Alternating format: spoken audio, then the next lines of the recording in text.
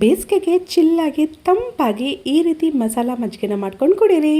Taste ಅಂತೂ ಸೂಪರಾಗಿರುತ್ತೆ.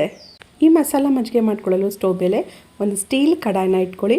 1 table ಸ್ಪೂನಷ್ಟು ಜೀರಿಗೆ, 1 ಟೇಬಲ್ ಸ್ಪೂನಷ್ಟು ಧನಿಯಾ ಬೀಜ, ಅರ್ಧ ಟೇಬಲ್ ಸ್ಪೂನಷ್ಟು ಸೋಂಪು, ಅರ್ಧ ಟೇಬಲ್ ಸ್ಪೂನಷ್ಟು ಓಂಕಾಳು, ಒಂದು 20-25 ಕಾಳು ಮೆಣಸನ್ನ ಹಾಕ್ಬಿಟ್ಟು ಚೆನ್ನಾಗಿ ಫ್ರೈ ಮಾಡ್ಕೊಳ್ಳಿ ಲೋ ಫ್ಲೇಮಲ್ಲೇ.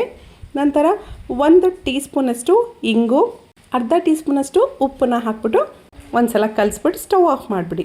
ತಣ್ಣಗಾದ್ಮೇಲೆ ಎಲ್ಲನೂ ಮೆತ್ತಗೆ ಗ್ರೈಂಡ್ ಮಾಡ್ಕೋಬೇಕು. ನೋಡಿ ಈ ರೀತಿ. ಈ ಪೌಡರ್ನ ಸ್ಟೀಲ್ ಬಾಕ್ಸ್ ಅಥವಾ ಗಾಜಿನ ಬಾಕ್ಸಲ್ಲಿ ಸ್ಟೋರ್ ಮಾಡಿ ಇಟ್ಕೊಳ್ಳಿ.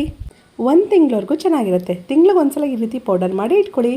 ನಂತರ ಮಜ್ಜಿಗೆ ಮಾಡಲು ಬ್ಲೆಂಡರ್ಗೆ ಅಥವಾ ಮಿಕ್ಸಿ ಜಾರ್ಗೆ ಅರ್ಧ ಕಪ್ಪಷ್ಟು ಮನೇಲಿ ಮಾಡಿರೋಂಥ ಮೊಸರು, 3/4 ಸ್ಪೂನಷ್ಟು ನಾವು ತಯಾರಿಸ್ಕೊಂಡಿರೋಂಥ ಪೌಡರ್, ಒಂದು ಅರ್ಧ ಟೀ ಸ್ಪೂನಷ್ಟು ಶುಂಠಿ ಪೇಸ್ಟ್ ಅಥವಾ ಒಣಶುಂಠಿ ಪೌಡರ್ನಾರು ಬಳಸ್ಬೋದು, ಪುದೀನ, ಕೊತ್ತಂಬರಿ ಸೊಪ್ಪು, ರುಚಿಗೆ ತಕ್ಕಷ್ಟು ಉಪ್ಪು ಹಾಕ್ಬಿಟ್ಟು ಚೆನ್ನಾಗಿ ಬ್ಲೆಂಡ್ ಮಾಡಿ. ನೋಡಿ ಈ ರೀತಿ ಆಗುತ್ತೆ.